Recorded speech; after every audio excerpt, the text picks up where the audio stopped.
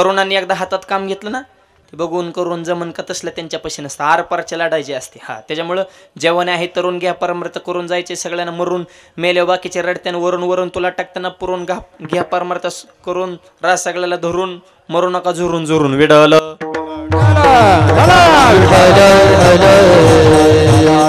तरुण आहे जवान तू या महाराष्ट्राच्या मातीचे आहे शान. ज्ञानेश्वरी गाता भागवत आई वडिलांच्या चरणावर ठेवतो भान, तरच महाराष्ट्राच्या मातीची उंच होईल मान. आणि या भारत देशाविषयी आपल्या हिंदू धर्माविषयी पराकोची निष्ठा असणारी ही सर्व युवा शक्ती आपल्या गावामध्ये आहे. आणि या सगळ्यांच्या सहकार्यातून कार्यक्रमाला सुंदर स्वरूप विडवलं. या जगाच्या पाठीवर अनेक वीर झाले आणि तो वीर शब्द समोर आला की त्यांच्या पुढे ठराविक नावच पुढे येतात. स्वातंत्र्यवीर असं जर नाव घेतलं तर आपल्याला आपोआप स्वातंत्र्यवीर सावरकर हा शब्द पुढे आठवतो. या मातीविषयी प्रेम. स्वातंत्र्यवीर सावरकर. नरवीर तानाजी मालुसरे. राजेंच्या समोर शपथ घेते, राजे आम्ही वरबाप म्हणून मुलाच्या लग्नामध्ये मिरवावं आणि तुम्ही लढायला जावं. आमच्या रक्ताला शोभत नाही, आम्ही निष्ठावान मावळे. आधी लगीन कोंडण्याचं मग लग्न रायबाचं. जीव सोडला पण राजेंवरची निष्ठा बदलली नाही. आणि असे मावळे होते म्हणून स्वराज्य निर्माण झाले. काय कुणाची काम नाहीत. आता फुटाने पार्टी बदलतात. लाह्या दिल्या बाटली दिलं तर झेंडा लावण्याचा आवाज कोणाचा, तुझ्याच बापाचा. पण गप ना, आम्हाला काही येड्यावानी करू तू. आता काय निष्ठा राहिली का? आता निष्ठा नाही, आता चेष्टा. जिकडं माल मिळेल तिकडं जाऊन प्रविष्टा. विठ्ठल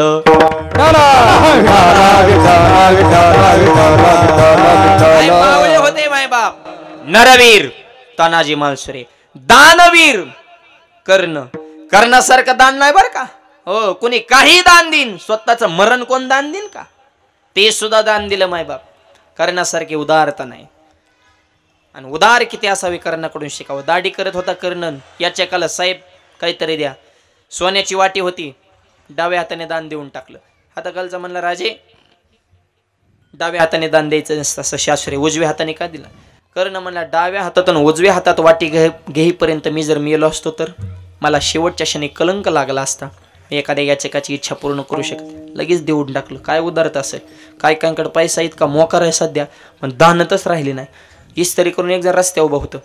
बेकार आहे साहेब, रुपया 2 रुपये निघमान आलो. रुपया भाकर तुकडा नाही, फाटका तुटका एखादा सदरा निघ. भिकारी म्हणला, साहेब रुपया नाही, सदरा नाही, तुकडा नाही, मग इथं कशाला थांबलाय? चल की माझ्या संग भीक मागा, 50 तुला 50 मला. म्हणजे पैसा आहे पण दानत नाही ना. लय चिकट असतात काय काय. एक जणाच्या कांगव्याचा एक दात मोडला. कांगव्याला दात असतात ना, त्याचा एक दात मोडला आणि ती जनरल स्टोअर मध्ये गेला, नवीन कांगवा द्या. मित्र म्हणला, नवीन का घेतो? म्हणला, माझ्या कांगव्याचा एक दात मोडला. म्हणलं, एक मोडला, नवीन का घेतो? मला एकच मोडला पण ते शेवटचाच राहिला होता. म्हणजे एक दात राहीपर्यंत जेव्हा भांग पाडत होता तेव्हा किती चिकट असेल बरं. त्याला म्हणा दिवर सप्त्यात पंगत ती जाग्यावर मरण. याला वाघाचं काळीला असावं लागतं दान करण्यासाठी. एक जणांनी गावातल्या भजनी मंडळाला पंखा दिला. भजनी आपले भजन सुरू केलं की उन्हाळ्या दिवसात पंखा लावायचे आणि भजन सुरू. ती पळत त्याच्याने बटन बंद करायचं. भजनाने पंखा लावला की त्याने बटन बंद केलंच. भजनी वैतागली, म्हणजे टाळानेच हानीन तुला. दिलाच कशाला रे?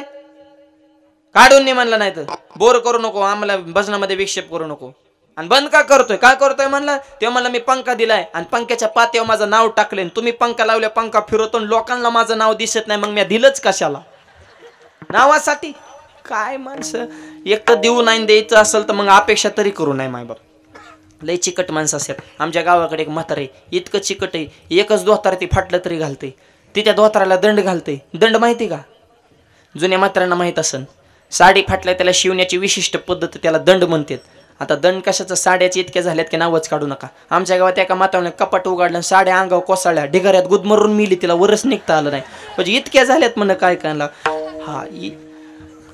पण तरी बी त्यांचा प्रश्नच असतो, मनासारखी एक बी नाही. मग हे काय दुकान आहे का काय? सगळ्यात जास्त या जगाच्या पाठीवर जर सहनशीलता कुणामध्ये असेल, साड्याच्या दुकानात जो साड्या दाखवाय कामाला असतो का? नाही नाही नाही नाही, त्याच्या इतकी सहनशीलता कुणातच नाही. पहिल्यापासून 500 साड्या बघणार आणि पहिलीच घेऊन जाणार. मग इतक्या 499 परत बघितल्याच कशाला, पहिलेच घेतात बरं का. आणि परत त्यांचा एक शब्द असतो, ह्या कलर मध्ये दुसरी डिझाईन दाखवा आणि त्या डिझाईन मध्ये वेगळा कलर दाखवा. अरे ते काय अक्कल बंद होते ना पुढच्याची. हा लय अवघड असते त्यांचं, पण त्याच्यात सहनशीलता आहे मायबाप, तो दाखवतो मायबाप. आता काय याच्या साडीला दंडन काय ना, आता सगळा बदल झालाय मायबाप, सगळा बदल. चपात्याचं मशीन आले, घेतलं का नाही, एवढंच मशीन आहे. उंडा ठेवलं, मशीन दाबलं, चपाती भाजून बाहेर.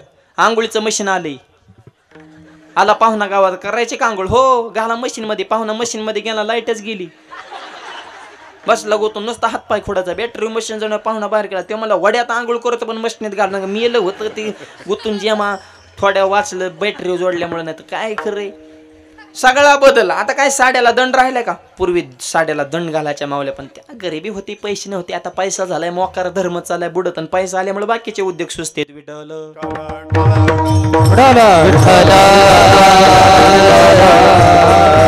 पैशानं पूर्वी माणसं गरीब होती, पण मनानं श्रीमंत होती जुनी माणसं. अजूनही बघा, जुनी पटकेवाली ही जी कंपनी आहे ना, आपल्यापेक्षा व्यवहार ज्ञानामध्ये ती तरबेज आहेत मायबाप, हुशार माणसं आहेत मायबाप. आपण नुसती मनाला शाळा शिकलो, शाळा शिकून शाळा करतो आपण, पण ते मनाने मोकळे असतात मायबाप. जुनी माणसं, जुनी पिढी. ते इतकं चिकट म्हातारं आमच्या गावात आहे, ते एकच धोतार फाटलं तरी ते धोताराला दंड घालते. तीच धोतार घालणार, दंड घातलेला धोतार फाटत आला, मला बाबा टाकून द्या. हा त्याची लुंगी नेसायचं. ती म्हणजे एकाच गोष्टीचा किती वापर करायचा त्याच्याकडून शिकाव. चिकट लुंगी फाट्यात आली म्हणजे दिना टाकून बरमोडा शिवला त्याचा. म्हणजे धोतराची लुंगीचा बरमोडा म्हणलं फाट्यात आलं, दिन टाकून गाडीच्या काचा पुसायचं. अरे म्हणलं फडकं फाट्यात आलं, दिना टाकून कंदिलाच्या काचा पुसायचं. अरे म्हणलं फडकं काळं झालं, दिना फेकून त्या चिंध्याने बंब पेटवायचं. मी म्हणलं आता तर राग झाली, दिना टाकून ती राग गोळा करायचा आणि राखाने दात घासायचं.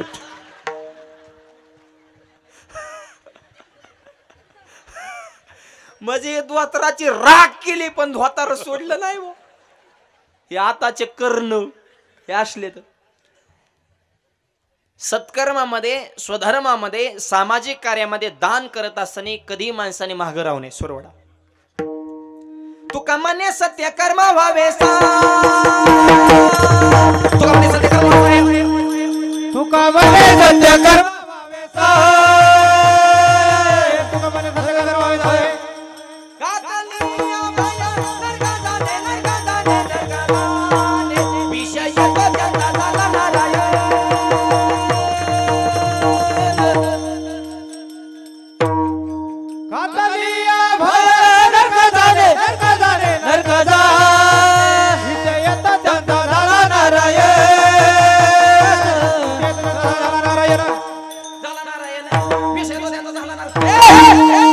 म्हणे सत्य कर्म व्हावे साई थप घातली या भय नरका जाणे. सत्य कर्माला सहाय्य करताना कधी मागं राहायचं नाही मायबाप. काय काय माणसं म्हणतात मी गावाला हे केलं, आपण देतो. एक वाक्य सांगतो, समाज कार्यामध्ये, धर्म क्षेत्रामध्ये, गावाच्या विकासासाठी आपण केलेलं दान खऱ्या अर्थानं तो उपकार नाही, उलट देवाचे आभार माना की देण्यासाठी देवानं तुम्हाला सक्षम बनवलंय. लक्षात येतंय का बघा. लोक तुमच्याकडून अपेक्षा करतायत, याचा अर्थ तुम्ही समर्थ आहेत, तुम्ही जबाबदारी स्वीकारू शकता.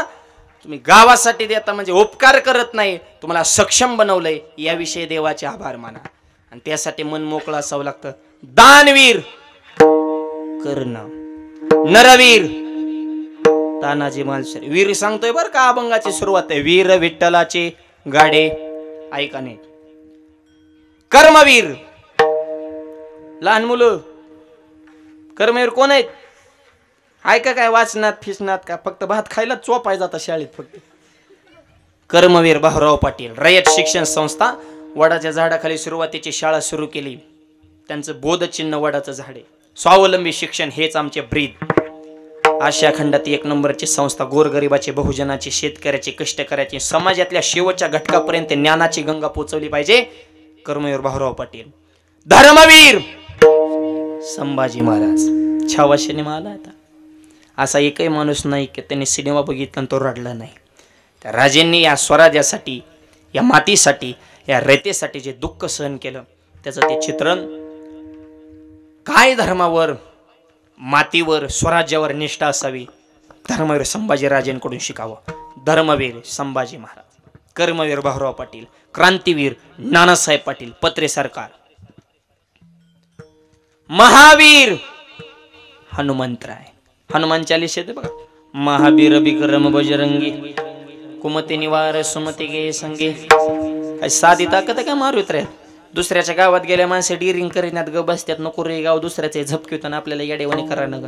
हे वाघ असा झाला दुसऱ्याच्या गावात जाऊन तिथल्या मालकाची दाढीच जाळली. हनुमंत महाबली दाढी रावणाची जाळी, दाढी रावणाची जाळी, हनुमंत महाबली रावणाची जाळी, दाढी रावणाची जाळी, दाढी रावणाची. हनुमंत महाबली दाढी रावणाची जाळी, दाढी रावणाची जाळी, दाढी रावणाची जाळी.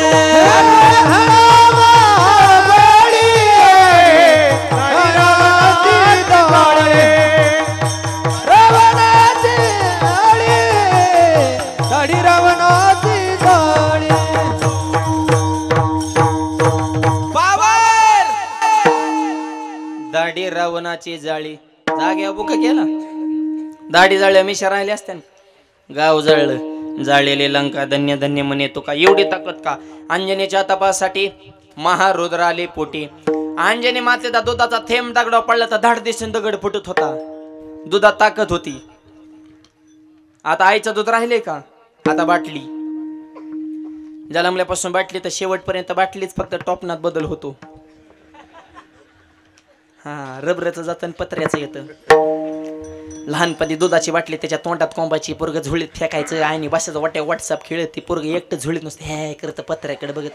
त्याला सुधारणा मम्मी कोणची पप्पा कोणचा. आणि आहे मोबाईल मध्ये जॅम. बाप इकडं गावात कुठाने आणि ती पोरग एकटंच झुळीत नुसतं पत्र्याकडे बघत. पोरं बी बघा तुम्ही पाहिल्यासारखी गुटगुटीत राहिले नाही. त्यांची डोकी मडक्यावण्या झाल्यात आणि हातपायच्या काड्या सुका करता दुका हरता. असे कंबर दबल्या ते ढिरीत फुगल्या ते वाकडे तिकडे झाले ते येड्या बाबळेवणे. खपक्याच्या खपक्या गुटगुटीत पोरं तरी कुठं राहिल्या ते.